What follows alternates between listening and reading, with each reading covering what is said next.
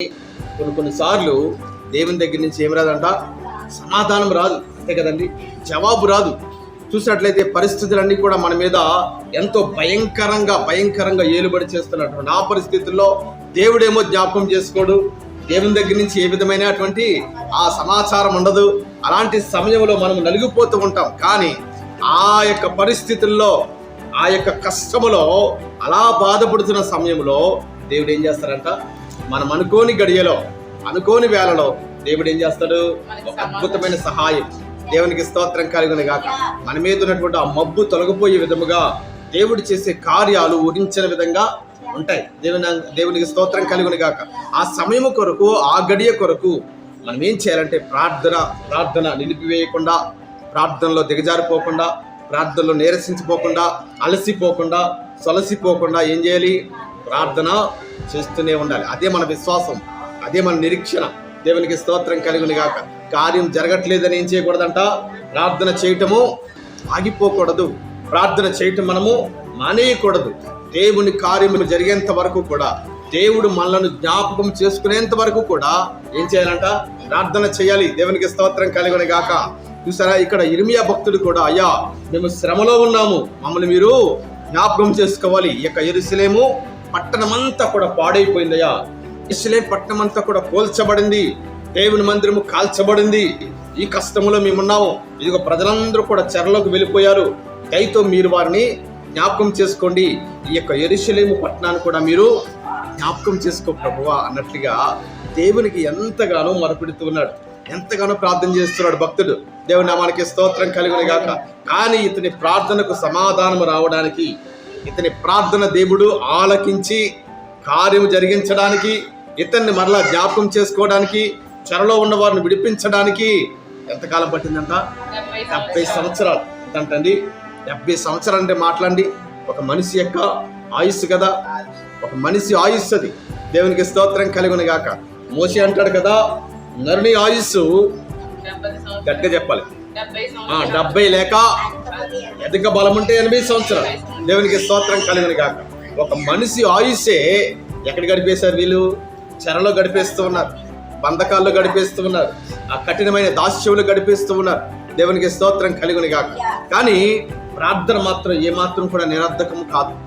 ఏ ప్రార్థన అయినా సరే దేవుడు ఏం చేస్తాడండి, ఆలకిస్తాడు. ప్రార్థన చేయటం మనకు వచ్చినట్లయితే, మొరపెట్టడము మనకు చేతనైనట్లయితే కనుక కార్యము ఖచ్చితంగా దేవుడు జరిగిస్తాడు. కాబట్టి ఆ కార్యము జరిగేంత వరకు, దేవుడు మనలను జ్ఞాపకము చేసుకునేంత వరకు కూడా మనం ఏం చేయాలంట, ప్రార్థన కొనసాగించాలి, ప్రార్థన చేస్తూనే ఉండాలి. దేవునికి మొరపెట్టడంలో ఏమాత్రము కూడా మనము ఏమవ్వకూడదు, కృంగిపోకూడదు, అలసిపోకూడదు. దేవుడు ఖచ్చితంగా జ్ఞాపకం చేసుకుంటాడు కనుక ఆ గడియ వరకు కూడా మనం ఏం చేయాలంటే దేవునికి ప్రార్థన చేస్తూనే ఉండాలి. దేవుని నామానికి మహిమ కలుగును గాక.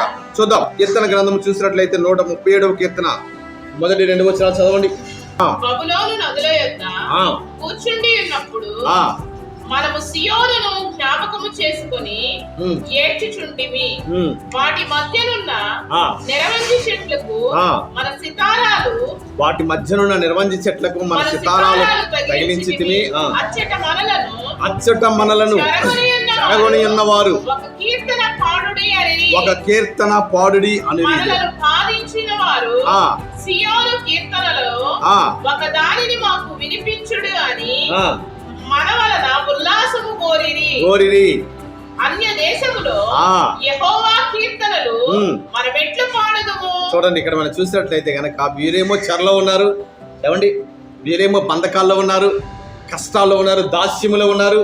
అయితే వీరి మీద ప్రభువులుగా ఉన్నవారు, వీరి మీద నాయకులుగా ఉన్నవారు, వీరి మీద పెత్తనం చలాయిస్తున్న వారు వచ్చి ఏమంటున్నారంట, అయ్యా మీరు బాగా పాటలు పాడతారని నాకు తెలుసు, ఇదిగో మీరు పాడే పాటల్లో ఒక పాట మా కొరకు పాడతారా అని అడుగుతుంటే వీరేమన్నారు, మేమేమో శ్రమలో ఉన్నాము, దుఃఖములో ఉన్నాము, బాధలో ఉన్నాము, ఈ చెరలోకి వచ్చామని మేమెంతగానో కుమిలిపోతూ ఉన్నాము కదా, మా దేశాన్ని విడిచిపెట్టాము, మా ప్రాంతాన్ని విడిచిపెట్టేశాము, ఇక్కడ మేము చెరలోకి వచ్చేసిన తర్వాత ఇక్కడ దేవునికి మీరు పాటలు పాడమంటే మేము ఎలా పాడతాము? మా సితారాలు కూడా ఎక్కడ తగిలించారంట, వాళ్ళు ఆ చెట్లకు తగిలించేశారంటే వారి నోట ఏమి లేదు, కీర్తన లేదు, స్తుతి లేదు, దేవునికి మరి ఆ యొక్క పాటలు పాడేటువంటి ఆ పరిస్థితిని వారు మర్చిపోయారు. ఎందుకంటే వారుకున్న శ్రమలు, కష్టాలు అంత తీవ్రంగా ఉన్నాయని మనం గుర్తించాలి. దేవునికి స్తోత్రం కలుగును గాక. అంత శ్రమలో వారు ఉన్నారు గనక, అంత కష్టంలో వారు ఉన్నారు గనక, అలాంటి శ్రమలో ఎవరైనా పాటలు పాడతారండి? శ్రమలో మనం ఏం చేస్తాము? నోటి మాట రాదు. ఏమి రాదంట? నోటి మాట రాదు, కళ్ళంట కన్నీళ్ళు మాత్రమే వస్తూ ఉంటాయి. నోట నుంచి ఒక్క మాట కూడా రాదు. కానీ ఎవరొచ్చి మాట్లాడుతున్నా మనం ఏం చేయము? మౌనంగా ఉంటాం. ఎందుకంటే మనకున్న బాధ, కష్టము, ఆ శ్రమ అంత తీవ్రంగా మన మీద ఏలుబడి చేస్తూ ఉన్నప్పుడు మనం ఏమాత్రము కూడా వచ్చిన వారితో మాట్లాడటం మాత్రము మనము సాహసించం. ఎందుకంటే మన నోరు, 2 పెదాలు కూడా మూయబడతాయి. లోపల దుఃఖము ఎలా వస్తుందంటే తీవ్రంగా అది పొంగుకొస్తూ ఉంది, కళ్ళంట కన్నీళ్లు కారుతూ ఉంటాయి. మరి అంత బాధలో ఎవరైనా పాట పాడమంటే పాడతామండి? ఒకవేళ పాడమని అడిగితే మనం ఏమనుకుంటాం? వారిని ఆ మనస్సులో ఏం చేస్తారంట? నేను ఇంత బాధలో ఉంటే, ఇంత కష్టంలో ఉంటే, ఇంత దుఃఖంలో ఉంటే వీరికి ఏమి పట్టనట్టు ఎందుకని పాట పాడమంటున్నారని మనసులో ఏం చేస్తారు? వాళ్ళు తిట్టుకుంటూ ఉంటారనమాట. దేవునికి స్తోత్రం కలుగును గాక. ఇక్కడ కూడా ఈ యొక్క ఇశ్రాయేలు జనాంగము చెరలో ఉన్నారు, బాధలో ఉన్నారు. వీరి మీద ప్రభువులుగా ఉన్నవారు వచ్చేయమంటారంట, మా కొరకు పాట పాడతారా? ఎందుకంటే మీ గురించి మేము విన్నాం, మీరు బాగా పాటలు పాడతారని, వాయిద్యాలు బాగా వాయిస్తారని. మీరు పాటలు పాడుతుంటే సాక్షాత్తు దేవుని మహిమ ఈ యొక్క భూమి మీదకి దిగి వస్తుందని మేము విన్నాం మీ గురించి. కాబట్టి మీరు పాడే పాటలు ఒక్క పాట మా కొరకు పాడతారా అని అడుగుతుంటే మీరేమన్నారు? అయ్యా, మేము దుఃఖంలో ఉన్నామయ్యా, మేము బాధలో ఉన్నాం, మేము శ్రమలో ఉన్నాం, కష్టంలో ఉన్నాం, మమ్మల్ని పాట పాడమంటే మేము ఎలా పాడతాం అన్నట్లుగా వారు ఎలా ఉన్నారంట? మనసులో అనుకుంటూ ఉన్నారు వాళ్ళు. అంటే వారు మరి వారి మీద నాయకులు కదండి. వారి మీద గట్టిగా మాట్లాడితే ఏం చేస్తారు? కొరడాలతో కొడతారు గనక వారితో ఏమి మాట్లాడకుండా వీరు మనసులోనే అనుకుంటూ ఉన్నారు, మనం బాధలో ఉన్నామా, దుఃఖంలో ఉన్నాము, ఇదిగో మరి వీరొచ్చి పాట పాడమంటే మనం ఎలా